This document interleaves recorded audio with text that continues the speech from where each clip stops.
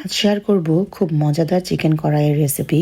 প্রথমে আমি প্যানে তেল দিয়ে দিয়েছি, এরপর এটার মধ্যে মুড়িগুলো দিয়ে দিলাম। মুড়িগুলোকে একটু ভেজে নেব। এরপর আমি এতে গোল গোল করে কেটে নেওয়া টমেটোগুলো দিয়ে দিচ্ছি। টমেটোগুলো একটু গলে আসলে এতে এর যে স্কিনটা আছে সেটা আমি তুলে নিব। প্রথমে ভেবেছিলাম যে হাত দিয়ে তুলতে পারবো, বাট তোলা যাচ্ছিল না, খুব বেশি গরম ছিল। পরে আমি এটাকে কাঁটা চামচ দিয়ে তুলে নিয়েছি। এরপর টমেটোগুলোকে একটু খুন্তা দিয়ে গলিয়ে দিয়েছি যাতে মিশে যায় চিকেনের সাথে। এরপর আমি আদা রসুন বাটা, হলুদ গুঁড়ো, মরিচ গুঁড়ো, ধনিয়া গুঁড়ো, গরম মশলা গুঁড়ো এগুলো দিয়ে খুব ভালো করে চিকেনটাকে একদম কষিয়ে নিয়েছি। এরপর স্বাদ মতো লবণ দিয়ে দিয়েছি।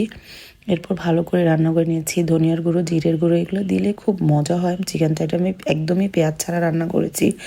মূলত যতগুলো রেসিপি আছে পেঁয়াজ ছাড়াই করেছে। তারপর কাঁচামরিচ দিয়ে দিয়েছি, পুদিনা পাতা, ধনিয়া পাতা, নামানোর আগে গুঁড়ো দুধ আর ঘি দিয়েছি।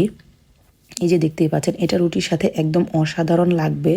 আমি যদিও পোলাও দিয়ে খেয়েছি, বাট এটা আসলে রুটির সাথে বেশি জমবে। Thank you for watching.